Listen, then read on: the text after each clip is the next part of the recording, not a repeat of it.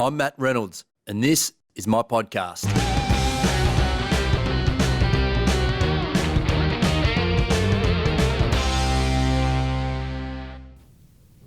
Tristan, thanks for doing this. You're welcome, mate. Looking forward to it. Now, we are in your head office here at the Physio Co in South Melbourne this morning. So I want to, this afternoon it is. Yep. So I want to thank you first of all for having me in. No worries. Now, in our conversations to set this up, you mentioned that you were an accidental entrepreneur. Now, the Physio Co, goodness, I should have learned to speak before we started this morning, is quite a big organisation. So I thought we'd start with how that accidentally happens. Yeah, sure, mate. So, important part of my story is that I'm a physiotherapist, Yes. and so qualified as a physio in the early 2000s, and started working in a private practice where I thought my dream career was going to be elite sports and being a sports physio. The dream being to dash out on the MCG and help the mighty Richmond Tigers as needed. That was the early dream. I only did that sort of work for about a year or so in underage elite footy and in sports physio, finding my feet. And I just had this really early head versus my heart challenge. And what I mean by that is my head was telling me that you're on the right path, Tristo, to the direction you want to go. And my heart telling me, I just don't love this work. I really didn't find great amount of satisfaction from the work I was doing. And I've got so many mates now. I've got a wonderful career in private practice and sports physio, but for me, I just didn't have that fulfillment as to the work that I really wanted to do. And so I had this early pivot in my career to discover what I really liked. And as a physio, Matt, I realised embarrassingly at the time that I loved working with older people. Okay. And I was a 24-year-old recently graduated physio who told the world that, or anyone that would listen, that sports physio, the top of the most sexy part of our industry, is where I was headed. Yes. And then with almost tail between my legs, I discovered that working with older people was what I really loved to do. And so I took a part-time job working at one pretty old, bit tired, and dare I say it, smelly nursing home in the northern suburbs of Melbourne. And that was in 2004. And Matt, I just loved it. I just loved it, and I started working in early 2004. There's one nursing home. By the end of 2004, I was looking about 2 or 3 different nursing homes, 6 days a week. I was dashing around helping these older people and just really enjoying the work that I was doing, the connection I was having with my clients, and really enjoyed it. And from there, I did what I thought was the only option, and that was ask for help. And I started employing some part-time physios from early 2005. And so, in short, in 2004, it was just me. 2005, I started employing some people. And if we flick all the way forward to 2019, there's about 150 of us in aged care facilities, retirement villages, and people's own homes right around Australia. But we're doing the same thing, and that's physiotherapy, helping older people stay mobile, safe, and happy. So what was it about the elite scene that you didn't like, or you expected to love but then didn't? A few parts to it, Matt.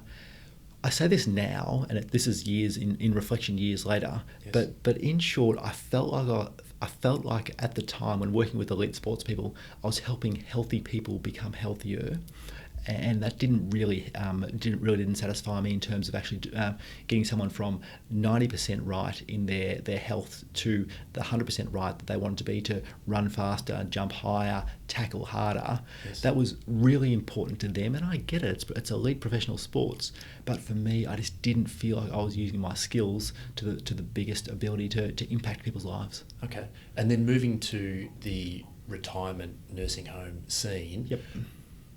Was there a thing that you did that you thought, okay, this is for me? How did that sort of work? Because it almost like doesn't make sense, which I know is what you've just explained. But yeah, I hear, and there is plenty of people that's like, are you serious? You're going to go and work in nursing homes versus work with a career towards elite sports? And yeah, I am is the answer.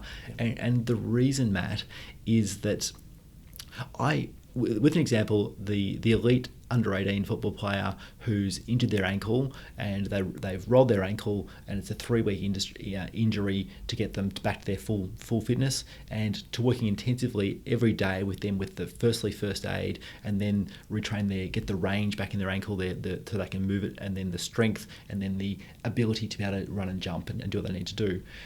That's interesting for a while, and then when they get back onto the ground and get back to their playing, I felt a sense of relief and pride. by the same token, of course, it's not about me, but this is about what I got from it. Yeah, of course, yeah. But working with an older person, and there's an example of a client who I started working with, a fellow called George, who was in that very first nursing home that I started working at in 2004. And this room, so we're in the Physio Co support office. This room just outside where we are now is called this room is named after George, and we've labelled these. We've got and the room we're in right now is named after a lady called Marjorie, who was also an early client that we worked with. But George was a fella. He lived in this nursing home, and he lived there because he couldn't get around as well as he used to. When he stood up, he was sort of bent. He had a bit of a limp, and he also used a a walking frame to get around. And George lived in this nursing home, but he had a dream, and his dream was to get out of this bloody nursing home and get back home to live with his wife, whose name was Mavis. And Mavis would walk the 3 blocks or so from their house to this nursing home to visit George every day of the week, and they'd sit there and they'd read the Herald Sun from cover to cover. Yeah. And twice a week, I'd work with George, and I'd help him to improve his strength in his legs, his balance, his endurance to be able to walk. And he was walking towards this dream. And one Christmas, George got to be able to go home from this nursing home, and it wasn't permanently, but for 2 nights he went home. He stayed with Mavis. He had his kids and grandkids around for Christmas, and it was like the biggest reward and the best result that George could achieve at that point in his life. And that, to me, was a hell of a lot more rewarding, and it felt like I was actually making a difference to people's lives, and not just one person's life, but the entire extended family. And by doing that sort of work, that's the difference that I felt like I could make by working with older people as opposed to sports clubs. And at what point did you realise you were in a serious business? Because you said you had a couple of people that came in that first year or so. Yep. There must have been a point where you sort of moved from the hands-on doing the work to a business owner. Yeah, there was. And so, Matt, in those early years, so I was the hands-on, the only person in the business, and then I started employing some people, and I guess I was trying to do both. I was to be a hands-on physio and trying to lead a team. That's tough, and many small business owners will either be doing that right now or have done it as they've grown, and it's really tough to get there. And I know in the tradie world and also in the health world, and there's many businesses that people do that sort of transition, and it was really tough. And I think I tried to do that for at least the next 2 or 3 years. And I finally made a decision to ease out of the hands-on work to focus on growing the business. And that was a really tough decision, because I thought to myself, am I really a physiotherapist still if I'm not actually treating clients? There's a bit of an identity crisis almost that happens, isn't there? Entirely. Plus, I had all sorts of influences in my career, physio mates of mine, and there's this real feeling that you lose, and I use air quotes here, and that is that you lose your skills, your hands-on skills, and I get it entirely, but my goodness, I realised that I can influence and impact the lives of so many more clients by running the business and leading the team well, as opposed to trying to do the treating and the leading the team. And to be honest, mate, I was doing neither of those jobs very well when I was trying to do both of them at the same time. Yeah, too many balls in the air, and entirely. We've all been there, right? Entirely, yeah, that's right. So the first stages of building this team, so I want to get to culture in a minute, which is an area of passion certainly for you, and I'm assuming the backbone of what a lot of the Physio Co has been built on. Yep. So in those very early stages, what sort of numbers of your team were you at when you moved into that purely I'm a leader now? So Matt, the biggest, I don't remember the detail in all that in that much, but I can assure you that you've heard the stories of the first few years, and then I can tell you that about the 5-year mark in 2009, we had about 20 people. Okay. And I definitely progressed to being a full-time manager at that point. So I guess it was probably between the dozen or so up to about 20 team members that I really made that painful, it was painful, a really painful transition from trying to be everything to everyone before moving into to being the full-time manager.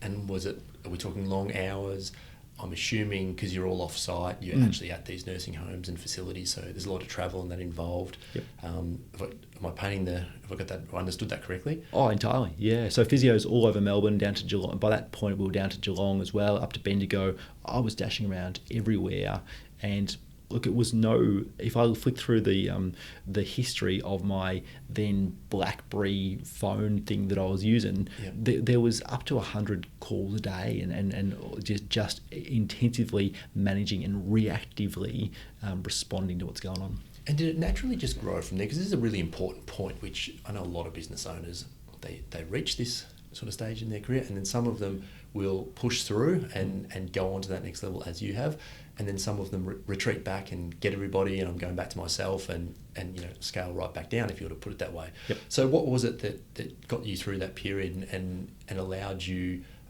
to keep growing? I think the answer is, one is just stubbornness. I think, Matt, I think I just had a resilience and a persistence that I was going to make this work. Yes. But secondly, it was the courage and probably the braveness to seek out solutions from other people. And what I mean by that is, in 2009, we had about 20 odd people, and I was completely reactive and to everyone, clients, team members. My phone would ring all day and all night. I'm dashing around. It was no fun. Yeah. And now I realise that I was an accidental entrepreneur, and then I went from physio to business owner and leader, but I was completely reactive and just firefighting all the time. And it was at that point in 2009, I'm like, this can't go on. This is not what I chose to do. Either I figure out a solution, or I shrink to greatness, or shrink to whatever might happen. And so, do you want me to tell you the story as to how we worked through that? Yeah, I do. Yeah, I'm very interested in this inflection point, I think some people would call it. Yep. So what happened, Matt, is I, despite feeling like I couldn't go anywhere, I was completely stuck in this routine of calls, emails, responding, being the glue that holds everything together. I decided that I had to get away and figure out what could be, what were the solutions. And so I'd recently discovered this idea of a values-based business, a core values-based business. It was this idea that maybe building a strong culture based upon a set of core values might be a solution to this big mess that I felt like I'd created. Okay. And so with my fiance, or maybe recently married wife at the time, Kimberly, and I, we got on a plane and we headed up to North America. And so we took about 2.5 weeks, I think it was, that we weren't here in the business. And Kim also worked in the business at the time. She was in the admin or support team. Yeah. And we headed up to, firstly, Orange County, California, and we found a seniors healthcare business that I was interested in and wanted to learn from. It was called Nifty After 50, a chain of gyms. Yeah, yep. Exactly. And then we headed up to Vancouver in Canada, and we found I researched and connected with a couple of guys up there who ran a business called Nurse Next Door. Okay. And Nurse Next Door is a home care business, nursing into people's homes. And these businesses were both much more developed in the seniors healthcare market than we ever were. They were very much focused on building a business around people and using people power, and a real focus on culture is what they were about. And so I went and spent some time with these guys, and I discovered what they were doing, what a more mature seniors healthcare business looked like, and how we might be able to use it back here in little old Melbourne. Okay. And so that was about 2.5 weeks we were away. I came back and I realised that an idea of building a business around a really clear core purpose as to why we exist, what's the mission or purpose of the business, a set of, dare I say it, rules, but I don't really mean rules, I mean guiding principles. Yep. Or core values as to the way we do things around here, and then a clear vision as to where we're headed. If I could clarify them for myself and then communicate them to team members and clients, then I felt like that was a way to release the pressure of just reacting day to day and forever putting out fires. And that was the inflection point that really helped us grow from that small, messy team 10 years ago to where we are now, 10 years on. And was that hard to document that? Amazingly hard. Yeah, it was really tough because I had a vision of it in my mind, but getting that into words and ideas that other people can follow and understand, because my vision and when I say my vision, that's how I felt at the time. It's not my vision. It's a vision of what the business can become. Yeah. But said vision, it was changing every second week as I kept discovering new things and really thinking where it could head. And so it was that the courage to document what the future could look like and then share it with others and then obsessively work towards that vision was really, really important. And how was that initially received in that team at that time? Because if they're used to sort of running around a bit mad like you probably are or you were at the top, was there any resistance? Was it well received? Was it how did that go? Yeah, so not as well as I'd hoped. So, and when I say that is that on a cold winter's night in St Kilda in 2009, we had this little classroom across the road from our office that we'd sort of rented to bring the team together, and we'd had a learning event or a professional development event where we did some physio related training, and then I shared with them this idea of a long-term vision, and my research and what I believe is that a business needs a vision in two parts. They need one, a vision that peers off into the future, that something takes a long time to achieve, so it's like a North Star, but then it needs a shorter term vision of about 3 years or thereabouts, which we can work towards, which is almost like a base camp or a stepping stone towards the longer term Something vision. you can tie your everyday activities to. Entirely, that's right. And so I presented both the long-term 10-year obsession that we spoke about and the 3-year painted picture vision to this team of committed, dedicated, caring healthcare professionals and physios. And after I presented, there was deadly silence in the room. And I'm like, what's up? What's the problem? And the crew were like, we get it and we love it, but how the hell are we going to do it? And that was the challenge, and it was really pleasing to park the fact of how we're going to get there and just commit to this is where we're going to go, and we're going to figure out the way to get there and go. So that was the first part. But Matt, we had about 20 people at the time in the team. Yeah. After that initial sort of presentation, if you will, or communication, I then had a one-to-one chat with each of them, and to really follow up. And the summary is about 17 of the 20 were like, I'm pleased we've now got some direction. It's pleasing because otherwise we just had to call you the whole time, and now we feel much more freer and independent. The source of every answer. Exactly, all that. Yeah. And there were 3 members of the team who were like, hey, hang on, what's going on here? The rules have changed. We liked it the way it was, where we made it up as we go. Yes. And that was a challenge for them, and it was a challenge for me. But over the next little while, I worked closer with those 3 people, and over time, each in their own timeline, they decided that working somewhere else was going to be more enjoyable for them, because we were committed to this new set of core values, new purpose and new vision. And because of that, if they weren't aligned to it and didn't work for them, then it would be best if they worked somewhere else. It's it can be a bit scary at that point, can't it? Because you're busy, you're sort of throwing people at problems, and then you're going to lose some. And that's, I think, a difficult period for many of us to push through. So is it just a case of, for you, battening down the hatches and sticking to it? Did you ever want to go back to the old way in the fear of losing people at all? Oh, look, Matt, there's doubt every day, and people talk about imposter syndrome and whether whether you're on the right track. And I have those same fears and doubts. By the same token, I knew what it was like before we documented and created this new direction. And that was not for me. That was not a long-term direction of reactively putting out fires and knowing that I just couldn't do that forever. So I knew what the alternative was, but I had no idea what it looked like when we actually executed on this new plan. So I'm a big fan of trialing new things, but you don't know if it's going to work if you don't give it a real shot to make it work. So there was plenty of doubts, but I was. And seeing those other businesses up in the States having made it work was really quite inspiring for me. And how did you grow from that point? So what we did, Matt, at the core purpose that we discovered in that period in 2009, that then we started sharing with others. So should we just stop for a second? So sure. 2009, we're in 2019 now, so this is 10 years ago. Yep.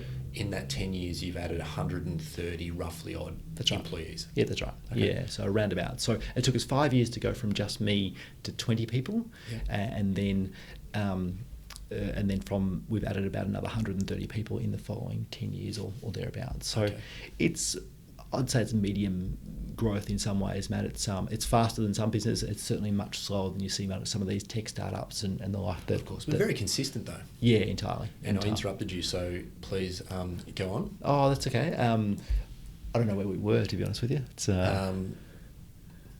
it doesn't matter. we'll find that spot again. We will. So 2009, we go back to we're talking about the growth. So from there, it was a steady growth to this point. It was pretty even, was it? Or did it come in spurts? Did it come in waves? How did that sort of...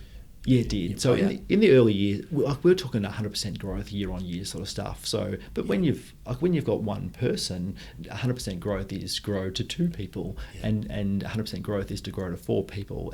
So it's very small tangible results. But we had been growing close to 100% year on year for the first of those 5 years. Yeah. And that's how we got from 1 to 2, 2 to 4, and then 8, and up to close to 20 or thereabouts. And Matt, sorry, one learning there. I know you've got a question, but one learning was that I just realised that 100% growth year on year is not sustainable, even as green as I was at that point.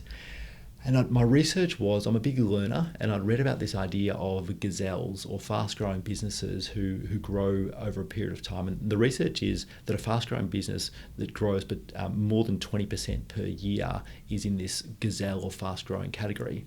And I don't know why, I don't know how, but I chose a number of 35% year-on-year growth is what we had in mind. No science. It was really just a complete choice, but we opted to have our eye on what would life look like if we had a 10-year vision, a 10-year obsession to grow at 35% year on year from 2009 all the way through to the end of last year, which is 2018, which is 10 years, and that's what we've been focused on, and we've come pretty close to making it happen.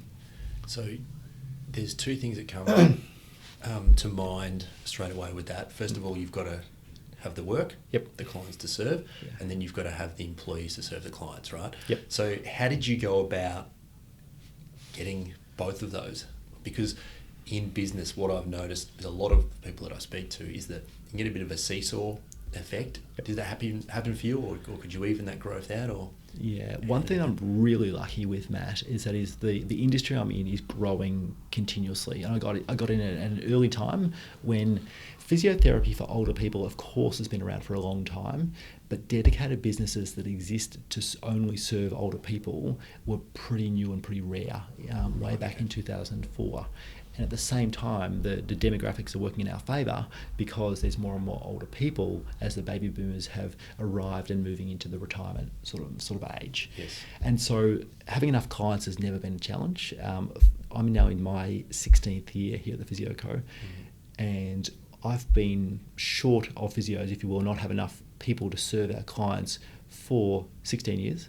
And so I've got a recruitment team downstairs here in our support office, and they've right now got a long list of regions that they're recruiting for, which has been the case for a long time. So clients has not been difficult. Team members is where the bottleneck is, I suppose. Okay. And then when did the book come along? Because you've written a book, Culture is Everything. Yep. And you can certainly tell by the things that you have up in your office that there's certainly a family, a motivational aspect to, I suppose, a healthy work-life balance. Yep. So when did this idea of really becoming, I suppose, focus on culture, and then it led to the book? Which period was that? Yeah, so a couple of things there, Matt. One thing, I remember what I was going to say before, by the way, and that is that the core purpose as to why this business exists, and that is the Physio Co exists to help seniors stay mobile, safe and happy. So to help older people stay mobile, safe and happy. That's what part of the piece of the puzzle we put in place in 2009. And from that point, when we started sharing that and documenting it and shouting it from the rooftops, if you will, we started attracting more people who are like, yeah, I like working with older people too, but I've never really had a place that I could go and work like that before. Creating the home. Yeah, we created the home for this niche group of people who love working with older people, but maybe they'd sort of been doing their own thing on the fringes of different jobs and different areas in the past. So the core purpose was a really important part of that. But again, Matt, 2009 was a critical year of learning for me and for the Physio Co, because later that year, I came across an article in the magazine that used to get printed, not anymore, called BRW magazine, Business Review Weekly magazine. And there was this little ad that said, excuse me, if you've got a team and you'd like a third party, someone to do a survey as to what's working, what's not working, and you can get some feedback from team members, then sign up for this survey and we can help you out. And I was the boss. I had this growing team. I didn't feel like I was getting the honest responses from my team as to what was working and what wasn't working that I wanted to. So I signed up for this survey, and it was useful. We paid $600 for it or something like that. 20 people filled out the survey. We got the results, and I thought that was a great, very useful. And we made some changes to what we were doing. A couple of months later, I got a phone call from said magazine, BRW, saying that as a result of that survey, they're putting together a public list of Australia's 50 best places to work. And because of the survey results, you wouldn't dream of it, but the Physio Co is going to be ranked as number 37th on the list of Australia's 50 best places to work. So that would have been a surprise. A complete surprise. I'm like, holy hell, this is not even, I didn't even know this was part of the process, let alone what was going on. And like, we were pretty proud of that result. Like, we were wrapped. And so we collected the little trophy, which is downstairs on the cabinet down there, and we sort of beat our chest for a while and thought this was pretty bloody good. Yeah. But it was at that point, Matt, that we realised that creating a great place to work, a really strong culture, and then getting that third-party validation as to this really is a great place to work was something we really focused on. Yeah. And so from that point, culture has been a really important part of what we've been about. Okay. And for the 10 or 9 more, so 10 consecutive years in total, the Physio Co has been ranked as one of Australia's 50 best places to work. Yes. And that's been a real focus for us. And because of that, people start asking me, how do you do it? And this is where the book comes in, and that is that people start asking, how do you do it?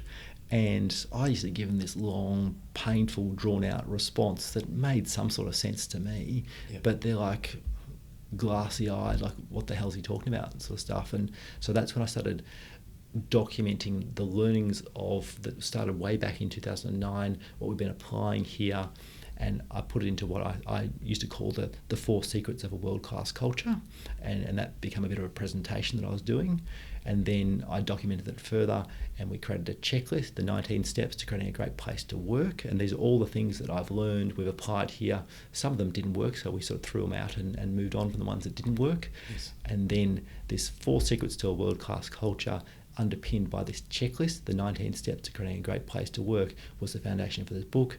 And I wrote that in about 2016 or 17 or thereabouts, and published it. And it was a really important sharing of the learnings, but also documenting of the story of the first 12 years of the Physio Co or thereabouts. So how do you define culture now? Because you also, you're speaking, so you're educating others on culture. Mm-hmm. So how do you define it for others? Well, there's 2 parts to it, I reckon, Matt, and that is that culture certainly is, and many people have said this before me, but culture is what happens when no one's watching, and that's the stuff that goes on. So a business that's got a culture or a set of behaviours that happen when the boss is in the office and peering over the shoulders of other people, that's got a different set of behaviours when the said boss is somewhere else, is a really inconsistent place to work and doesn't have a very authentic culture.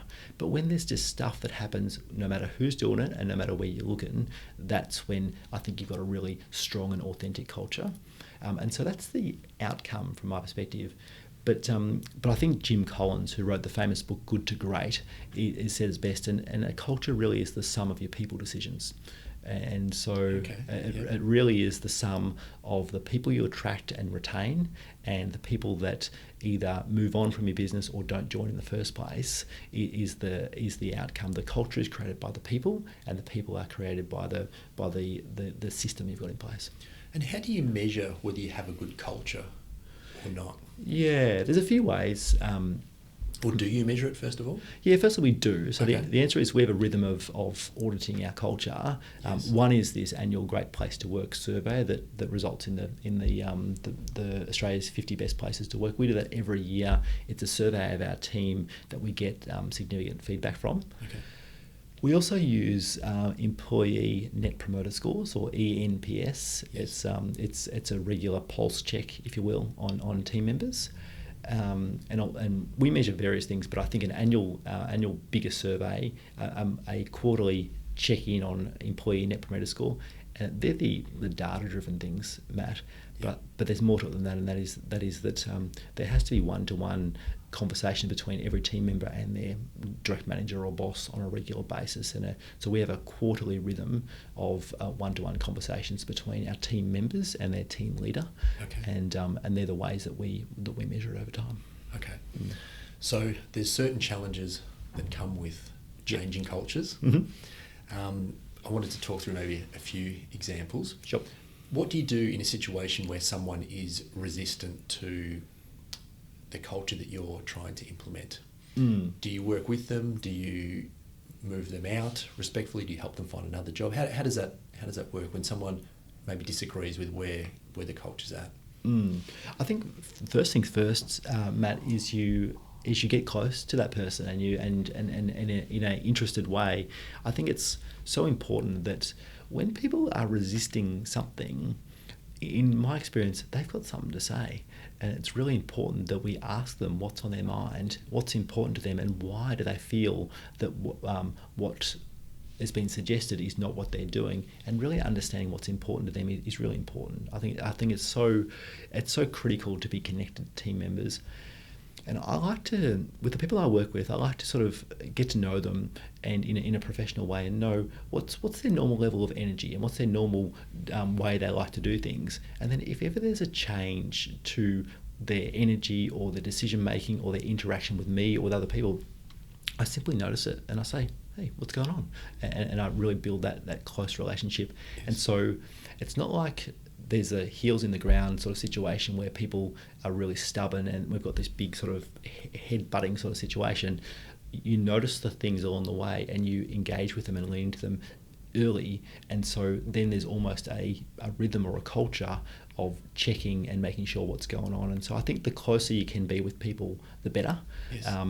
But it doesn't always work out, and so if there are people in your team who are philosophically opposed to the initiatives that you're trying to put in place, one, understanding their perspective, and two, agreeing that that's their view, but it's not necessarily what's going to be happening in this business. Yes. Is a really important thing to do to address them. And yeah, sometimes we might still be able to be friends, but we can't necessarily work together, and that's okay.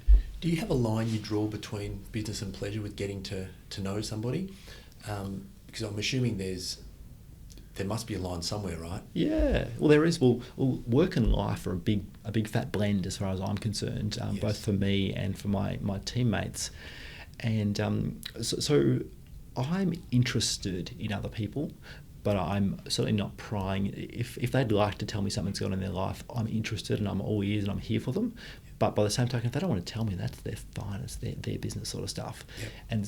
But if I want to be connected with others, I need to be willing to share as well. So I need to build a relationship. Let people know what's going on in my life, and then in a caring, interested way, ask about them. If they share, great, and if they don't, then all's a-okay. Yeah. But I think one of the things that I have stuck to over the years, Matt, is regarding social media and the connection with people on social. And so as the boss and the leader of the Physio Co, I'm connected on Facebook, as an example, with a fair few members of our team. Okay. But I don't request them to be my friend. I will happily accept that they want to be friends with me on Facebook, and if they do, then I'll happily connect, and I've got nothing to hide. And if they want to connect with me and we can connect and share what's going on outside of work, no worries. By the same token, if they don't choose to connect with me, that's fine. I'm the boss. I understand that we can keep work and life separate. But I think I've got public profiles that some of our team members follow, and then I've got my personal profile that I'm willing and happy to connect and share with as many team members as who are interested. By the same token, if we don't have to be Facebook friends to be able to work together, I suppose, Matt. So, okay, so you sort of really leave it up to them and how they want to play with that. Entirely. I think that I do my very best to be a caring leader, but I don't want to be a prying leader, and I think there's a big difference between those two, and it's reading the signs of when people want to share, and it's reading the signs of when people are like, you know what, it's enough for now.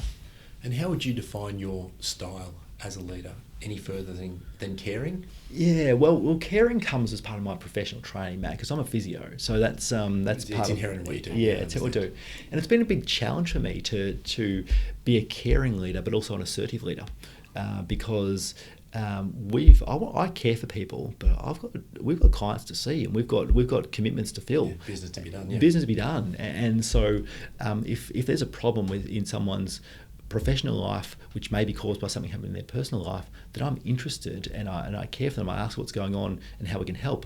But by the same token, now we understand that problem, we've also got work to get done, and how we're going to sort that out, and how we're going to help these seniors to stay mobile, safe and happy. So everything falls in behind that core set of values, which is that's right, keeping the seniors mobile and happy. That's right. So, and I think the core purpose has been really powerful for attracting people, for keeping the main thing. And what I mean by that is, like, we've got physios all over the country, and physios do have general skills. Like, we could open up a clinic and help younger people or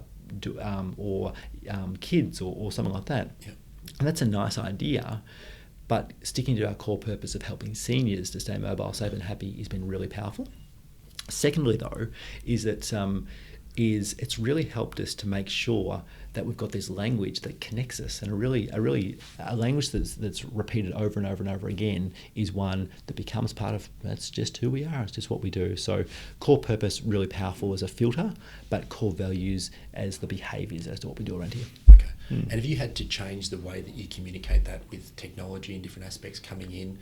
I mean, particularly over the last 16 years, you said that's really changed a lot, hasn't it? Yeah, it sure has.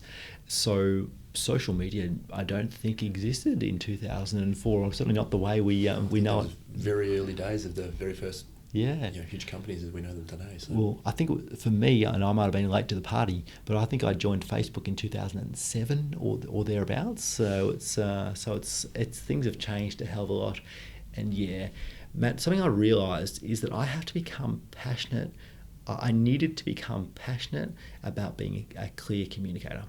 And I really needed to get passionate about what was important to me, what was important to the business, and then how could I use words, either written or spoken, in a way that communicated that message to other people, to get an idea that's clear in my mind, that's clear into other people's minds.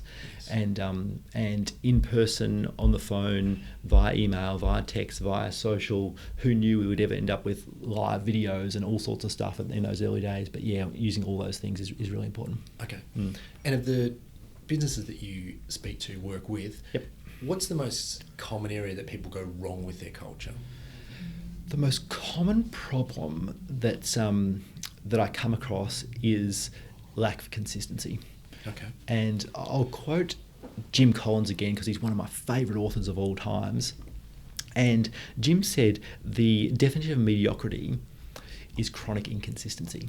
Yep. And so chronic inconsistency is the cause of mediocrity, and most of us have got these mediocre cultures which go up and down, and there's no real system or consistency to them.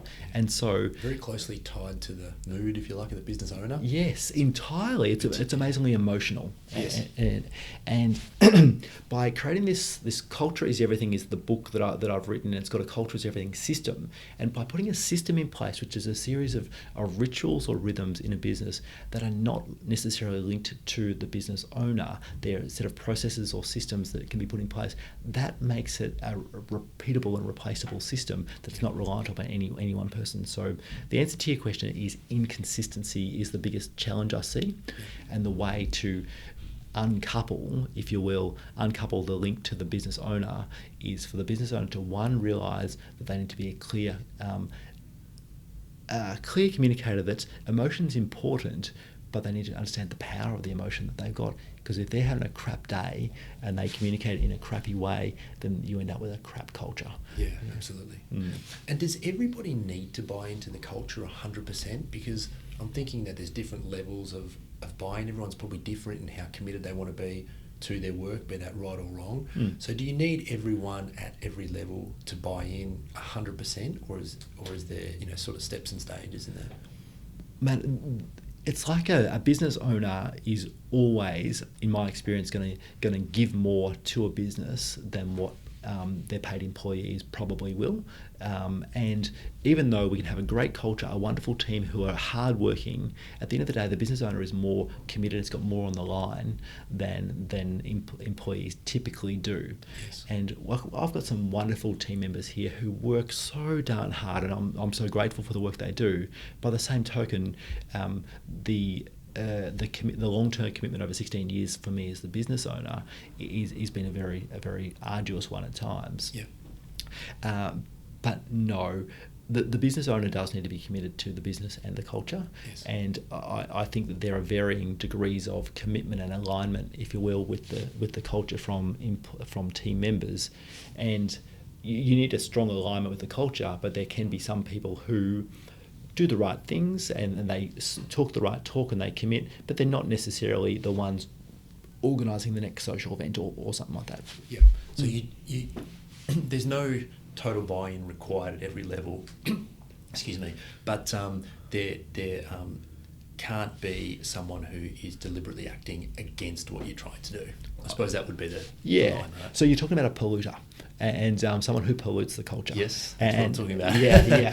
And so I learned that term from Tony Shea, who works at a company called Zappos. It's part of the Amazon family. Yes. And he's a big culture zealot, if you will. Yes. And he's big on selecting the right people and inducting them into your culture and helping them be the best they can be. And I completely agree with him.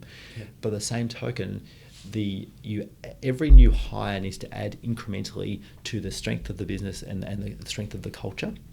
But if you add one person who is not aligned and is actively doing things which is the opposite of what you're about, that's the pollution that we're talking about.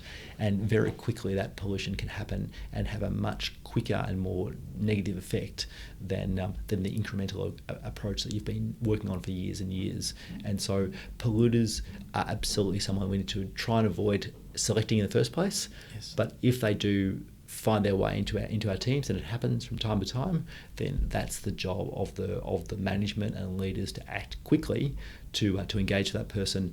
And if they really are a polluter that don't align with the culture, in my experience, understanding them, working with them, but then finding them a new professional home is often the best result. Yeah, of course. And how do you communicate your culture to people? Do you have to take time when they first join your organisation to make sure that they really understand that? Is it a bit of an osmosis effect that they just get thrown in and worked out over time? How do you think about that? There's a whole lot to it, Matt, and so it starts with recruitment. Yes. Because it starts with training people and so education and training as to what life at the Physio Co looks like, or in any business looks like, before they even apply to work here. So it's really important we share the inside of a business with the outside world in some way. Yep. And then a recruitment process, in my experience, needs to be closely linked to attracting people who want to work in your business, who are aligned to the type of work you do. Yep. And so for us, it's working with older people, but for a sports physio business, it is willing to work nights, weekends, travel, whatever's involved in that type of work. And in whatever industry it is you work in, you've got to attract the right people. Then there's the behaviours that we're looking for to make sure they align with what we're about. There are some businesses where a real hard sales-driven culture is what they're about, and it's really important to them. For us, a caring organisation like the Physio Co, that's a really sales-driven person doesn't particularly work well and doesn't fit here in our caring culture. So communicating it through ads and recruitment, and then the multi-step recruitment process to educate people as they come through. And then if they get selected, then the real work starts, and that's the inducting people into the team, sharing the past, the present, and the future as to where the business is going. Is really important, and also letting them know in as much detail as possible what are the behaviours and expectations that we've got around here, and how they can add value. And I guess, Matt, I really like to set people free, and I like to use a freedom within boundaries type example. Yeah. And what I mean is, I like to describe the Physio Co culture as a bit like a house, a dare I say, a stick figure drawing of a house, and that is that it's got the floor, it's got walls, and it's got a peaked roof. Okay. And the floor of the house is the core purpose. It's what we're here for. It's what the business is about. Yep. The values are the walls, and there's 4 core values: respect everyone, be memorable, find a better way, and think big, act small. Yes. And they're the behaviours that we've got here. And then the peaked roof is the vision as to where we're headed. And when people understand the purpose, the values, and the vision as to where we're headed, then it creates a whole lot of clarity around what are the boundaries as to what's expected in this job, but what freedom they've got to roam the house, if you will. Oh, okay, that's a good analogy. I've never heard it put like that before. Okay. So that's the way that we set people up for as much success as we can in the very first weeks of working here. And then lastly, there's an ongoing connection with their team leader to make sure that there is continuing education along the way. But before they start, when they start, and ongoing is the answer. So is it a sit down sort of thing? Does it take a day, like on a real practical level? Like if I started here tomorrow morning, yep, what would that process look like? If you started here tomorrow morning, you would walk in at the aligned time, and you would find a seat ready for you at this boardroom table out the back here. Okay. It would have a name tag, it would have a welcome pack, and it would have a booklet that would work you through the past, the present, and the future. And Sandra from our people department would be here, and she would induct you or welcome you to the team in what we call a welcome day, to welcome Matt to the team, and to talk you through what we're about, to get to know you and to prepare you for what's coming next. And that would take a whole day. A whole day, okay. A whole day. Yep. We down tools at lunchtime, and we go out for a welcome lunch, which is a little party in your honour, which really just means we eat a sandwich at the cafe and drink some water, but we do it in your honour. Yes. And then by the end of the day, you'll be connected with your team leader. Excuse me. You'll be connected with your team leader. You'll know what your roster looks like, and for the next 2 weeks, you'll then be shadowing and learning from and spending time with other members of the Physio Co family. Okay. And so there's a 1 day in the office, and then there's, I guess, the remaining 9 days of the fortnight are on the road working with other members of the Physio Co family to learn the ropes. And after that, you'll be rostered to start seeing clients and to be set free, I suppose. And does everybody make it through that process? Is that a bit of a further screening after they've made it through the recruitment process?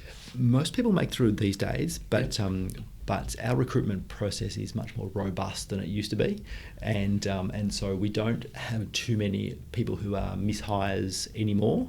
Yes. But yeah, from time to time, it doesn't quite work out, and Sandra in the people department, Jess who leads our recruitment, the team leaders who are involved, they've all got their eyes and ears open for the signs of someone who may not quite be aligned to what we're looking for, and very quickly will act on that if need be.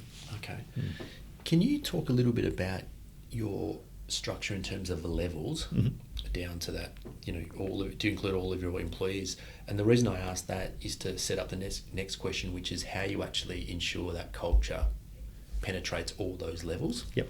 Yeah, so how we're organised is about 150 people around the country. Yep. They're organised into small teams of around about 12 people or thereabouts. Okay. So around about 12 people on average, and they've all got a team leader who is a senior therapist who leads that team.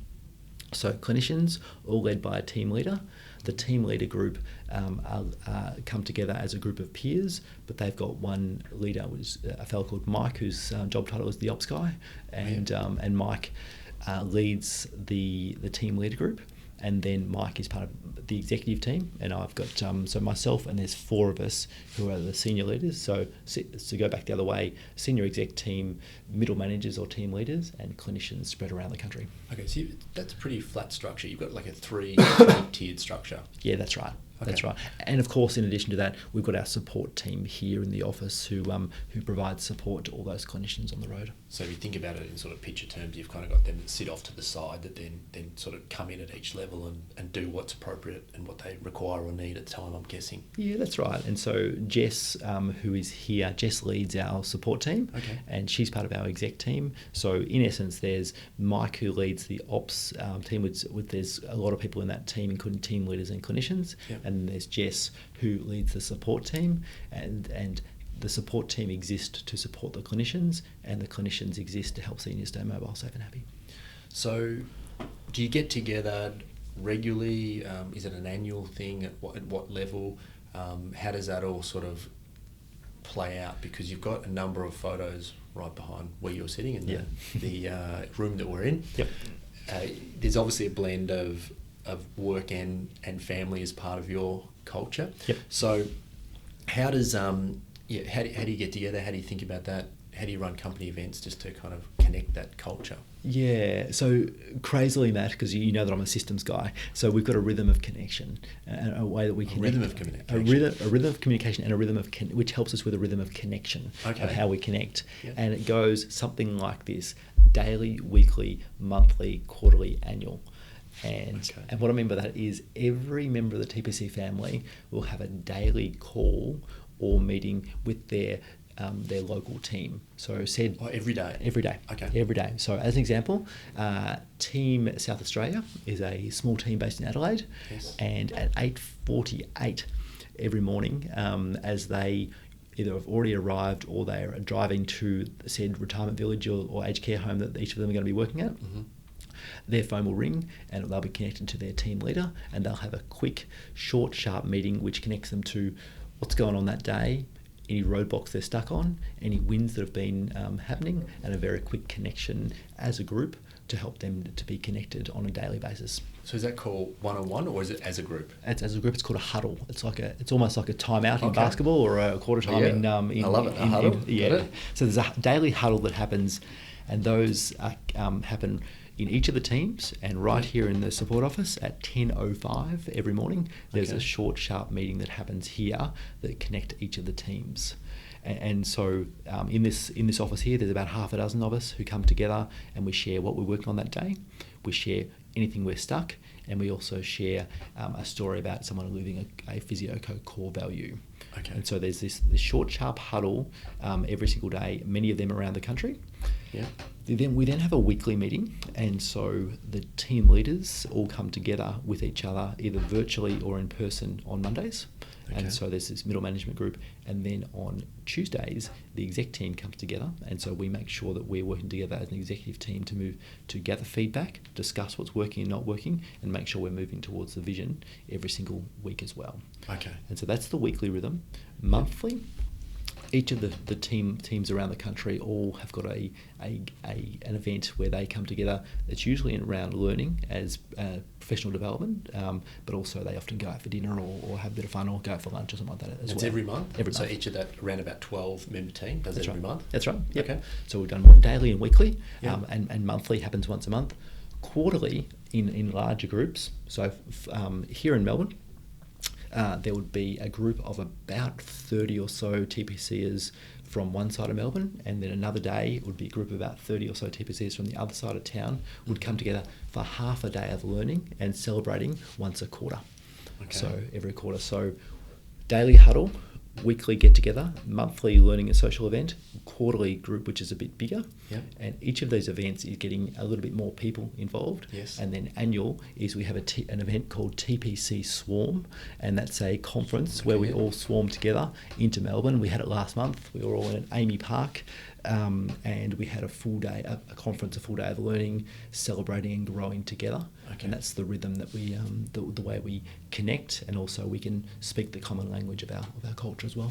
And is that something that you run? Do you get external people in for? How does... The TPC Swarm, you're talking about the conference? Yeah. Yeah, so we have external presenters. We had 2 external speakers. We also had a few partners and sponsors to help us to put the event on. I work as the MC or the host of the event. I guess the link presenter, if you will. And so there's a bit of a welcome. There's some speakers on improving our skills as communicators, improving our skills as healthcare professionals, and then there's a big awards presentation at the end of the day to really celebrate people that have been doing some great work within the team, and also to reinforce the direction that we're headed in terms of the vision. And I'm sure the cost of doing these things in terms of lost productivity time, and of course the cost of putting on the events would come up from time to time. So how do you think about the cost of that? Yeah, so look, in the early days, the cost wasn't as significant. But with 150 people off the tools, it can get very, very expensive very, very quickly. I can understand that perfectly, yeah. By the same token, in my experience, it's much more expensive to have disengaged team members or people who are off doing their thing in a less connected way, which may not be aligned to the type of work that we're looking for, and they may well be they might be off the tools, if you will, for a period of time for the conference. But hopefully that's the idea is, and our research says that it works, is it re-inspires, it realigns, and when people are back in the job, they're connecting with their clients, they're getting great outcomes, and they're helping us to grow the business because of they're clearly communicated and engaged and recognised. Okay, so you're getting a much better, you're making much better use of the time you're actually spending with your hands on patients. Entirely. And that's what kind of fuels that. It's expensive though, Matt. It really is. By the same token, it's very, very expensive to find and train new people, and therefore, in a way, to connect, align, and retain people over a long period of time. There's a real value in it.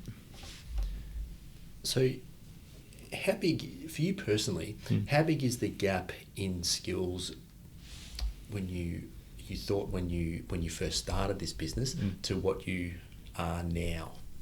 Because you had you say an accidental entrepreneur, but you did have a plan after that sort of initial stage, right? So how big, if any, is that gap in skill set that you...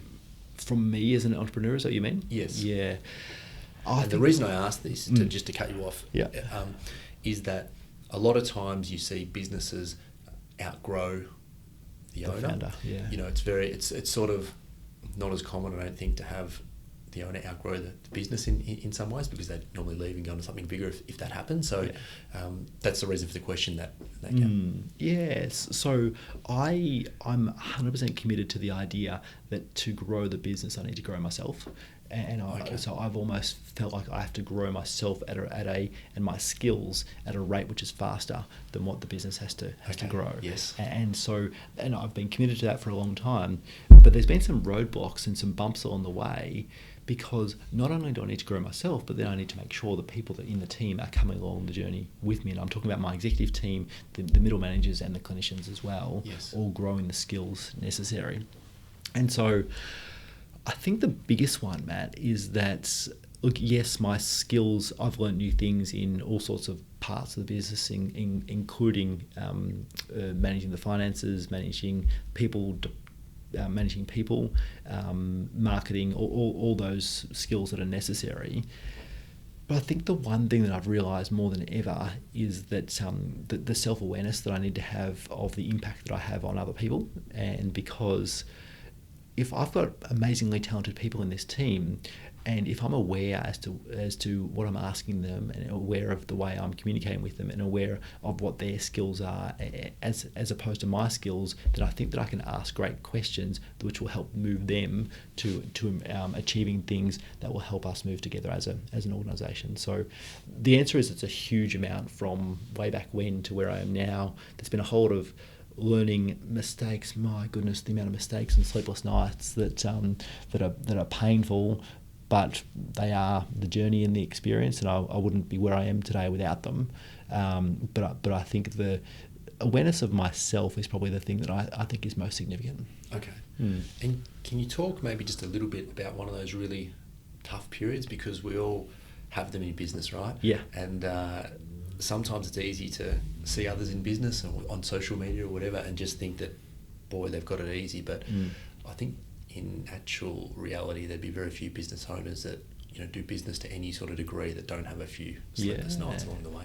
I'll tell you a couple of quick stories, Matt. And so the first one is the 50-year struggle, and we've already been through that. When we had about 20 people, I was amazingly reactive, and that was a really stressful and unpleasant time in my life. Yeah. I'm really grateful that I was able to find a way to navigate that. Yeah. Another really tricky time in terms of the team and the culture was that we've grown significantly over time, and we've got some large agreements and contracts with groups of nursing homes and aged care facilities around the country. Okay. And there was a difficult time a few years ago when we broke up with one of our clients, and there was a great alignment at the start of the relationship between our core purpose and theirs, and building this service to 40 odd nursing homes around the country. But over time, we stuck to our vision and purpose and kept moving in the same direction. But there was a bit of a change of ownership and a change of what was important for this client. Yeah. And it got to the point where we broke up. It was their choice to break up with us, and that was a hit to our ego. But my goodness, to then work through that and communicate it to our team, to make sure that the Physio Co was secure in terms of finances, in terms of people, and sadly, some people decided to go and work somewhere else at that point in time. And that was a really tough time as we got a little bit smaller. We had to realign ourselves and figure out how to get through.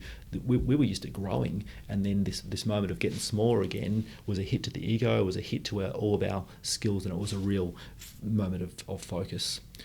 Okay. And one other very teeny tiny little story, Matt, is I don't know where this was along the way, but we'd been existing hand to mouth for a long time, cash in, cash out, not a huge amount of profit, and investing any profit there was into future growth, which continues to be the case. Yeah. But there was 1 year where we got to a point and we'd actually made a little bit of a profit, and I was very green in my business owner years and very green in my understanding of finances and taxes and the like, and the financial year finished in end of June, and I got the financial results, and there was a small profit, which was more than we've ever had before, and I was feeling pretty pleased with myself. And then about a couple of months later, I got a note from my accountant to say that our finances had been completed for the year, and we owed $70,000 of tax. And that was $70,000 that I didn't have, and that was $70,000 that I was not expecting and I didn't understand. But of course, when you make a profit, you pay tax, and that's how this country works and how many countries work. And I got that message one afternoon, and I was driving my car home, and I was so stressed by this situation. Where the hell am I going to find this money from? This money we don't have, a bill I wasn't expecting, and something that would really stuff me up. And I pulled into the servo to fill up my car with fuel. I was driving a car that required diesel fuel, and I put unleaded fuel in the tank.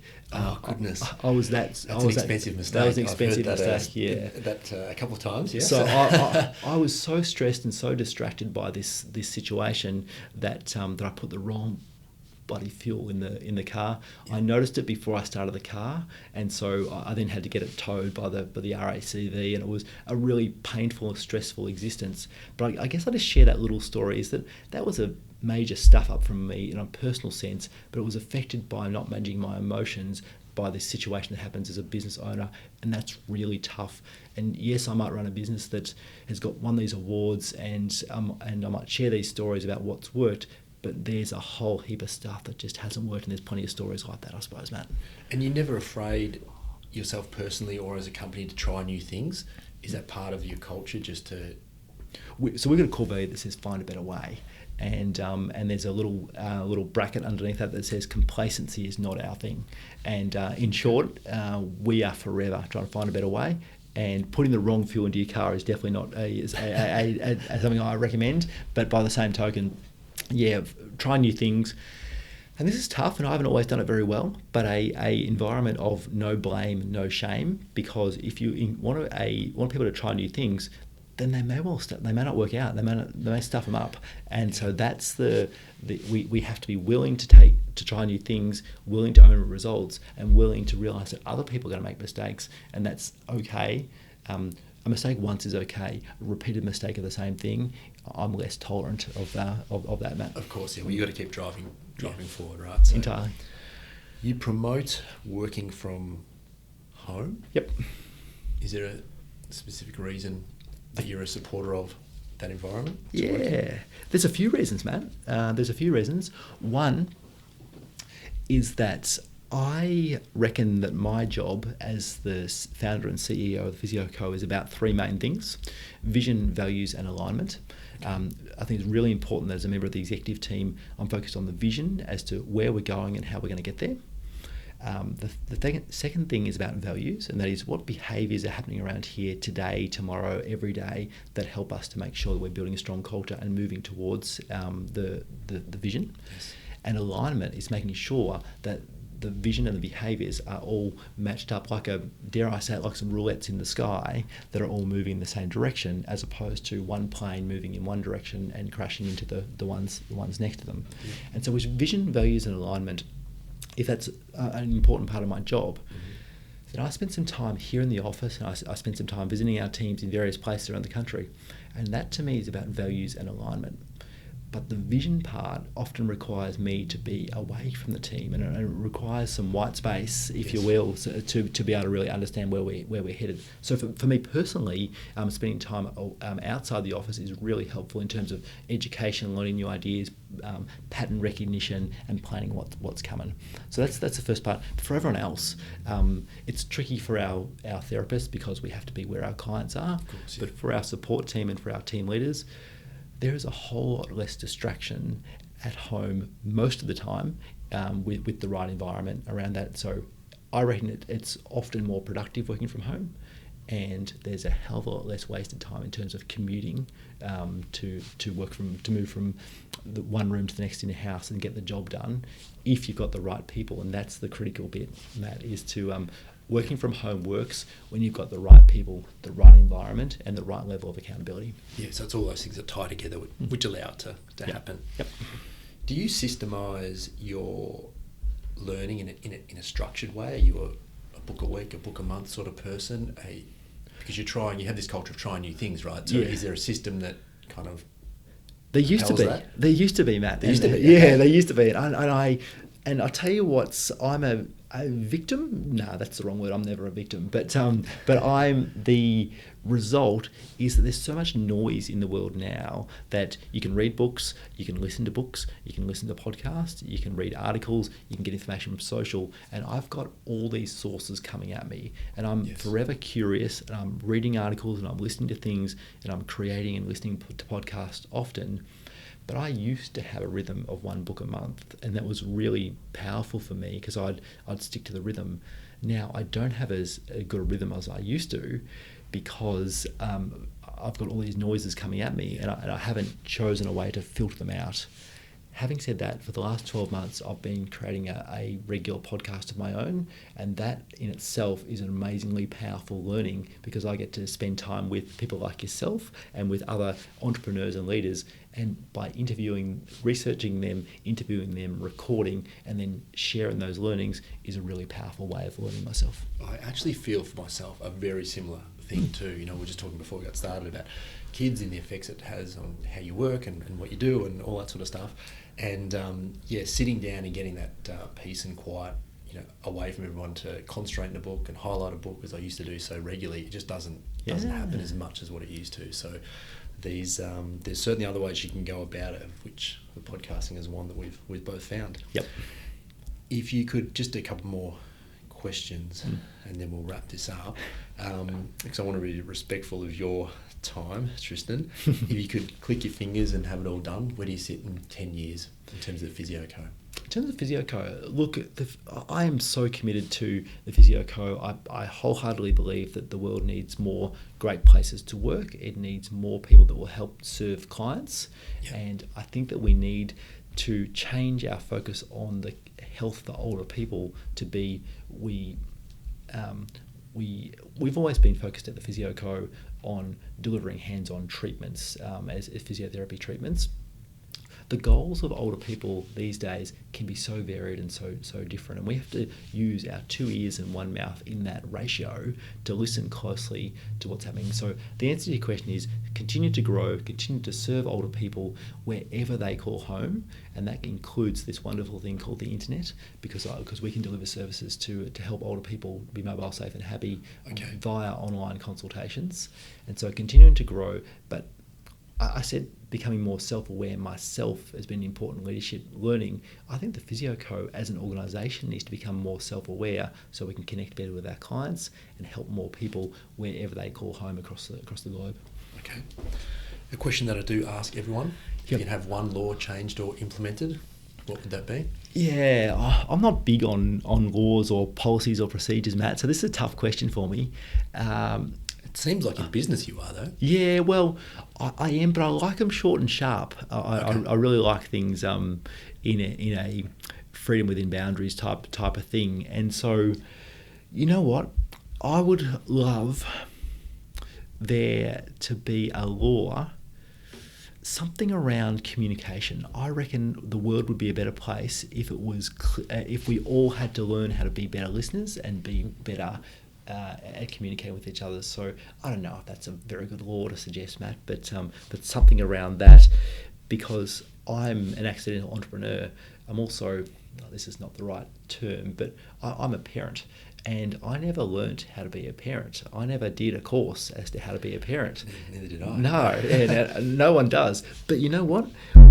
We learn how to run businesses. We learn how to be a physio or be a plumber or be a sparky or whatever it is. Yes. I reckon there needs to be some sort of training for us to be better adults and potentially better parents in the world.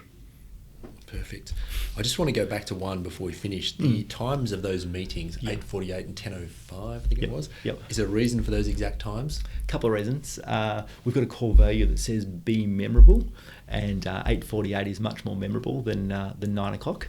Okay. Secondly, is that 8:48 in most people's book actually means 8:48.